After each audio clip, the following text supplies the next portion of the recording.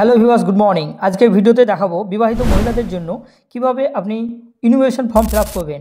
যেহেতু বিবাহিত মহিলারা অন্য কোনো পার্ট বা এসি থেকে বর্তমান পার্ট বা এসিতে এসছেন, তো এবং ইপিক কার্ডে তাদের ফাদারের জায়গায় স্বামীর নাম বসে আছে, এই ক্ষেত্রে একটু ফর্ম ফিল আপ ভিন্ন হবে। তো সেই ফর্ম ফিল আপটা কীভাবে করতে হবে সেটা আমি স্টেপ বাই স্টেপ দেখাবো। তো প্রথমত এই যে অংশটা দেখতে পাচ্ছেন, এই জায়গাটায় সমস্ত কিছু আগে থেকেই ফিল আপ করা থাকবে, প্রি প্রিন্টেড। এবং এই যে পাশে লেখা আছে পেস্ট কারেন্ট ফটো, এখানে একটা কারেন্ট ফটো দিয়ে দিতে হবে। তো আমি সাপোজ মনে করছি যে এই যে ইলেকট্রন নেম সুনিতা ঘোষ, এর নাম আমি ফিল আপ করতে চলেছি, বা ইনার নামে এই ফর্মটি এসেছে সুনিতা ঘোষের নামে। তার সিরিয়াল নাম্বার, পার্ট নাম্বার আমি একটা দিয়ে দিচ্ছি। তো তিনার সিরিয়াল নাম্বার হচ্ছে 10, এসি হচ্ছে 58, এসি মনে হচ্ছে বিধানসভা কেন্দ্র, এবং পার্ট হচ্ছে 100। এখানে কিউআর কোড থাকবে, চিন্তা কোনো কারণ নাই। এবার দেখুন ডেট অফ বার্থ, এই যে সুনিতা ঘোষ এর ডেট অফ বার্থ হচ্ছে, আমি মনে করছি 10/7/80, আমি এখানে 10/7/80 লিখে দিলাম। এবার দেখুন আধার নাম্বার, আধার নাম্বার হচ্ছে অপশনাল, আপনি যদি ভাবেন দেব, যদি না ভাবেন দেব না, না দিলেও কোনো সমস্যা নাই।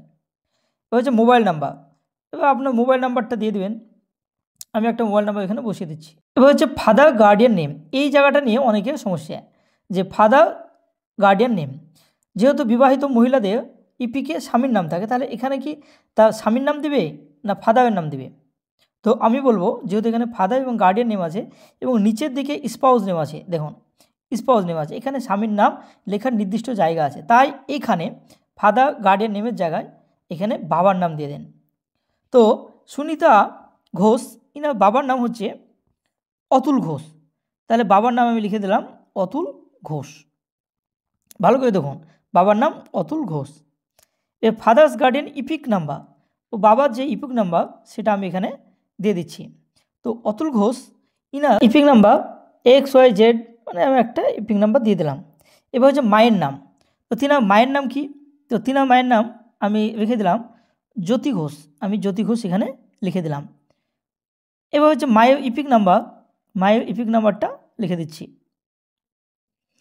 এবার দেখুন স্পাউস নেম, এবার স্পাউস নেম আছে, এই যে স্পাউস মানে এই যে সুনিতা ঘোষ, এই যে সুনিতা ঘোষ ইনার স্পাউস মানে ইনার স্বামী হচ্ছে সায়ন ঘোষ, তাহলে স্পাউস নেম সায়ন ঘোষ আমি এখানে লিখে দিলাম।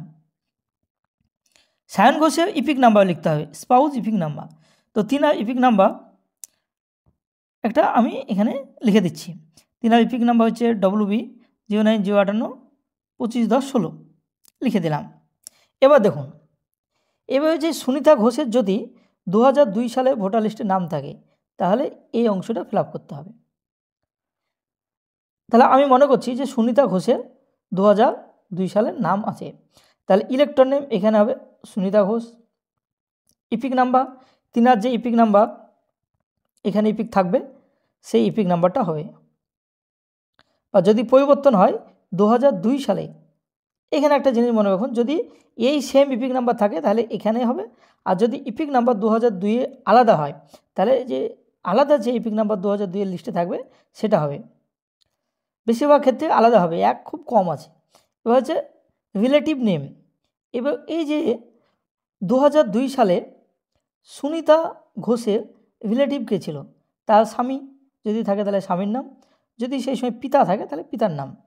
বেশিরভাগ ক্ষেত্রে স্বামীর নামে থাকবে, যেহেতু 18 বছর বয়স, বেশিরভাগ ক্ষেত্রে বিয়ে হয়ে গেছে। স্বামীর নাম সায়ন ঘোষ লিখে দেব। তা রিলেশনশিপ কী হবে, এখানে রিলেশনশিপ হবে হাজব্যান্ড। তারপর ডিস্ট্রিক্ট লিখতে হবে Murshidabad, state west Bengal. AC name, AC নাম 2002 AC name Nimtala, AC number 500, part number 280, serial number 600। এই হলো বিষয়, যে 2002 সালে যদি নিজের নাম থাকে তাহলে এই অংশটা ফিল আপ করতে হবে। এবার হচ্ছে দ্বিতীয় বিষয়, দেখুন এবার দেখুন এই সুনিতা ঘোষের নাম 2002 ভোটার লিস্ট নেই, তাহলে তার বাবার সঙ্গে সে কী করবে, বাবার সঙ্গে লিঙ্কেজ করবে। তাহলে কি করতে হবে, এবার আমি একটু আগেই বললাম যে সুনিতা ঘোষের এই যে এখানে ফাদার নেমটা আছে অতুল ঘোষ, তাহলে এখানে নেমটা কী লিখবো আমি, অতুল ঘোষ। অতুল ঘোষ লিখে দিলাম। ইপিক নাম্বার 2002 সালে যে ইপিক নাম্বার অতুল ঘোষের, সেই ইপিক নাম্বারটা আমি লিখে দিলাম। 2002 লিস্টে যা ইপিক নাম্বার থাকবে সেটাই দিতে হবে। আমি এখানে যে ফাদার ইপিক নাম্বার দিয়েছি এটার সঙ্গে যে এই যে ইপিক নাম্বার মিলে যাবে এর কোনো কথা নেই।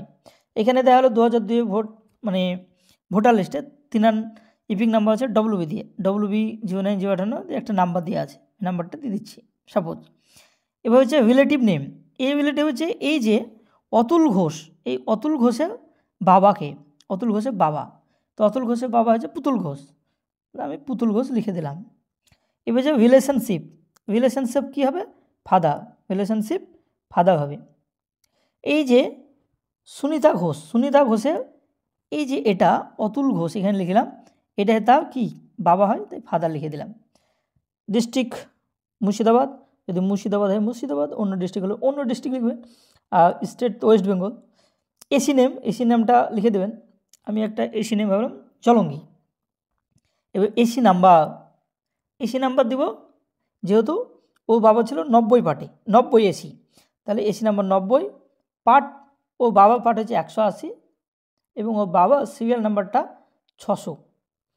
এই হলো বিষয়। তাহলে আশা করি বুঝতে পেরেছেন যে বিবাহিত মহিলাদের ক্ষেত্রে যদি 2002 সালে নিজের নাম থাকে তাহলে কীভাবে ফিল আপ করবে, আর যদি 2002 নিজের নাম না থাকে তাহলে বাবার লিঙ্ক কীভাবে দেবে, এই সমস্ত কিছু ঠিকঠাক ফিল আপ করে এই যে এখানে সিগনেচার বসিয়ে দিতে হবে। সিগনেচার হবে সুনিতা ঘোষ নামে। বিএলও আপনার সমস্ত কিছু চেক আপ করে একটা সই করে দেবে। এইভাবে ফর্ম ফিল আপ করে আপনি বিএলওকে দিয়ে দেবেন। বিএলও বাকি সমস্ত কাজ যেগুলো প্রয়োজন সেগুলো করে নিয়ে বিডিও অফিসে আপনার ফর্মটি জমা দিয়ে দেবে। একদম সিম্পল প্রসেস, চিন্তার কোনো কারণ নাই।